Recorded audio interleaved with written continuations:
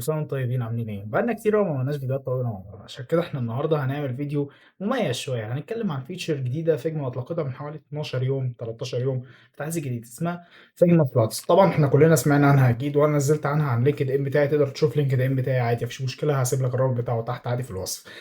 المهم ان السلوت دي هي هتوفر عليك وقت كتير، ان انت كنت زمان كنت بتعمل فاريانت، تعمل زرار ليه مثلا كذا ستيت زي الهافر والكلاك مثلا، والحاجات دي بتعمل قصص كده كبيره وفاريانتس كتيره. دلوقتي الموضوع اختلف خالص وما بقاش محتاج كل ده منك، بقى انك تعمل حاجه واحده بس، الا وهي السلوت. والسلوت دي احنا هنشرحها وهنتكلم عنها بشكل مفصل. وطبعا الفيتشر دي هي بيتا، يعني لسه هنجربها تاني، بس ان شاء الله هنتكلم عنها بشكل تفصيلي على قد ما نقدر. وطبعا احنا هنجربها كتير، وكل ما ينزل حاجه جديده فيها هننزل عنها ان شاء الله. يلا بينا وخلينا نشوف الفيديو مع بعض. كل سنه وانتم طيبين. يلا بينا. طيب، احنا دلوقتي هنبدأ نتكلم شوية عن حاجة مهمة شوية، هي ايه السلوت. انا مثلا اهو عندي يا جماعة الكارد ده، كارد لذيذ لطيف جميل. هاخده مثلا اهو، وليكن هنعمله كومبوننت. طبعا يا جماعة شرط اساسي مهم جدا، لازم تتأكد ان الكارد الجميل ده معمول اوتو لاي اوت طبعا. يعني ده كده، ده المفروض ان هو ايه، ده الكارد اللي هو الاساس هناخده كده اهو.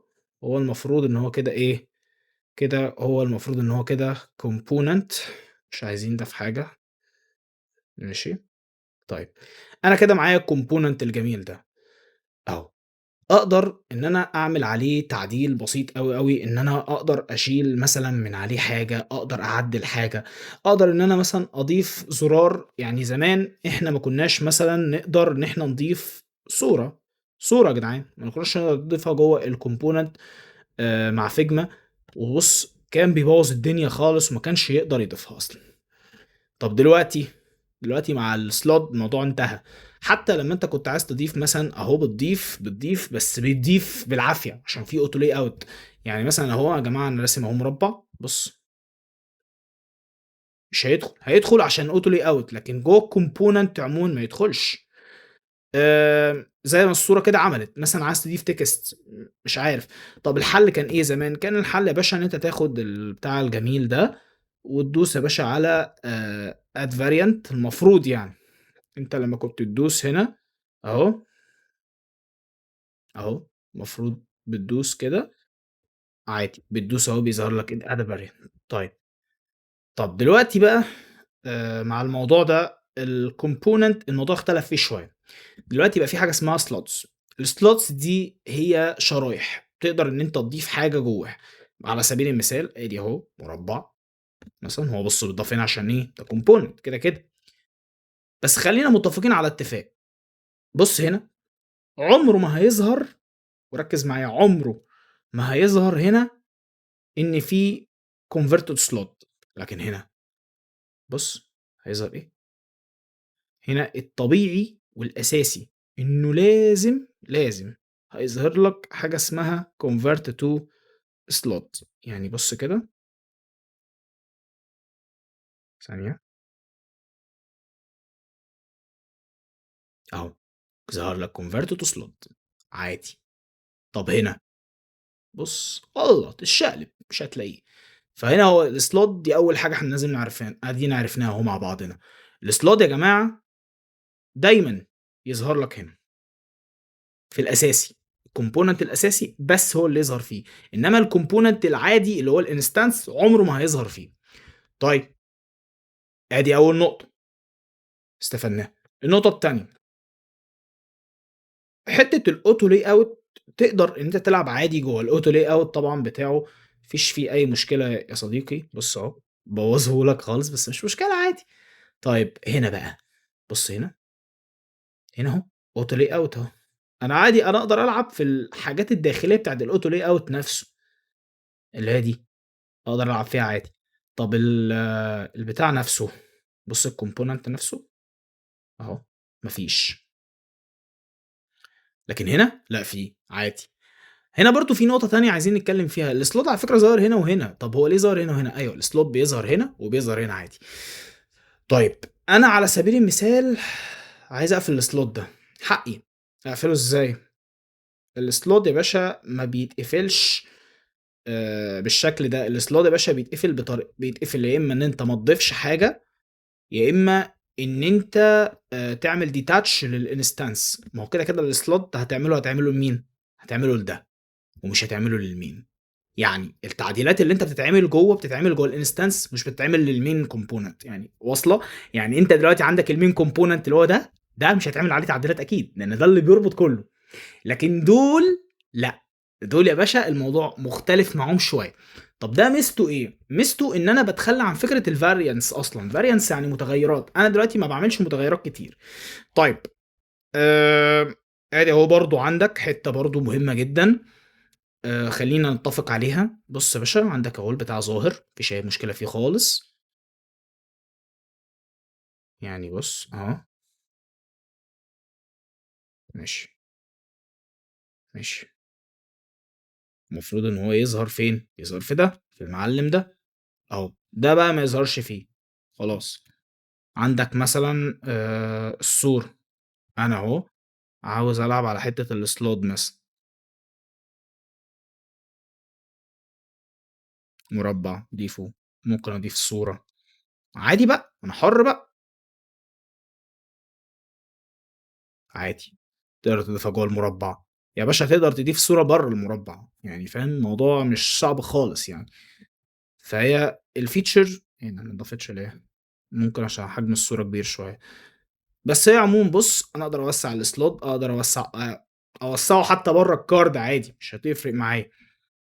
أهي بُص،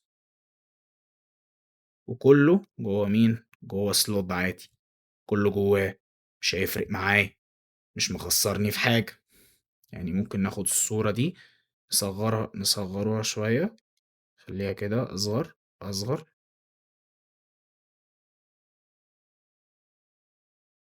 أهي مثلًا على سبيل المثال، أهو صغّرها، حُطّها عادي.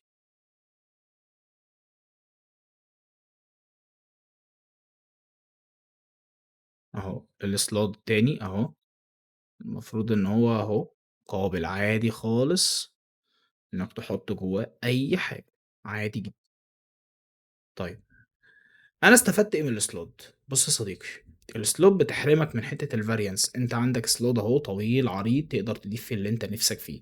بس الفرق إن الslot أنت تقدر عادي جدًا، جدًا إن أنت تضيف حاجات وتشيل حاجات براحتك من غير ما تخُش في variance كتيرة. ده بالمختصر المفيد. أنت عندك 3 زراير مهمين برضه عايزين نعرفهم كويس. الreset slot. الreset slot ده عبارة عن إن أنت ترجّع الslot لحالته الأصلية. delete الcontent، أنت شِلت الcontent، شِلت كل الحاجة اللي في الslot أهو، شِلتها أهي، تمام؟ ودي برضه بتدل على حتة الinstance. يعني أنت عندك الinstance ده المفروض الinstance ده هو اللي بيظهر فيه ال3 نقط دول. طب ده هيظهر فيه إيه؟ حاجات تانية مثلًا. طيب، عندك برضه إيه تاني في الزراير دي؟ عندك الmodified، في عندك برضه add instance أهي. add instance دي مش معناه إنك تضيف component instance، لأ، تضيف icon أو component جوه الslot نفسها. فيجما هنا ذكية شوية، عملت الحركة دي ليه؟ عشان تضيف لك زراير أكتر. أنت ممكن تضيف زراير أكتر من اللي معاك دي على فكرة. الموضوع مش هيخسرك ولا يزعجك في أي شيء. آخر شيء هنتكلم عنه، حتة المفروض إن أنت عندك مثلًا على سبيل المثال لو أنت عايز تعمل restart، رجّعت كل حاجة زي ما كانت وشِلت كل الcomponents القديمة، تمام؟ طيب، في برضه عندك كده المفروض دي كل حاجة تخُص الslot. في برضه feature تانية كانت اتطلبت زمان، اللي هي كانت حاجة اسمها swap instance. swap instance دي اللي هي عبارة عن إن أنت تبدِّل أيقونة صغيرة مع أيقونة. الميزة دي هي موجودة برضه على فكرة عادي خالص. يعني أنت لمّا بتدوس على ال3 نُقط أهو، مثلًا أهو ده component أهو يا جدعان. عندك مثلًا أهو component العسول الجميل الأمور اللطيف ده، أهو لمّا بتدوس كده، لأ دي ما لهاش علاقة بيها، بيظهر لك يا باشا المفروض دي. طيب، برضه في حاجة نسيت أقولها في الslot صحيح، كويس إن أنا افتكرت. الslot أنت تقدر هنا تكتب الوصف اللي أنت عايزه ليه عادي، وتقدر تغيّر اسمه من هنا. ممكن تغيّر ليه مثلًا icon أو أي حاجة، أي حاجة مش شرط، تمام؟ وتقدر عادي جدًا إن أنت تضيف شوية حاجات ليه عادي، ما فيش أي مشكلة خالص. طيب، عادي برضه أنت كده المفروض إن الslot أنت عندك أهو يا باشا، شِلت المفروض الslot ده أهو، ما فيش عندك slot غير slot واحد بس، أنت كده شِلت كل الslots أصلًا، قفلتها كلّها، ما فيش slot. لو رجعنا تاني عادي، هنلاقي إن الslot إيه، موجود شغّال، ما فيش أي مشاكل فيه خالص. فأنت يا باشا عايز تقفل الslot خالص، عندك الاختيار ده أهو، لو عايز ترجّع الslot تقدر ترجّعه عادي خالص، ما فيش أي مشاكل فيه. طيب، كده إحنا يعتبر خلّصنا كل حاجة تخُص الslot، هي feature جميلة لطيفة، طبعًا هي تجربة لسه يعني لسه في شوية حاجات إحنا هنجرّبها طبعًا يعني، بس يعني ده اللي إحنا قدرنا إن إحنا نعرفه عمومًا عنها. هي طبعًا لسه بتتجرّب ولسه بتتطوّر، بس هي كfeature مبدئية هي حلوة، هتوفّر علينا وقت كتير جدًا، جدًا، بدل ما أنت تقعد تعمل variants كتيرة ما لهاش لازمة، لأ هي بتساعدك وبتسهّل عليك. فيا رب يكون الفيديو عجبكم، ما تنسوش طبعًا تعملوا لنا like وsubscribe وshare عشان خاطر نقدر نستفيد بأكبر عدد ممكن من الناس يقدر يستفيد من الفيديو ده. أشوفكم في فيديو جديد وكل سنة وأنتم طيبين، سلام.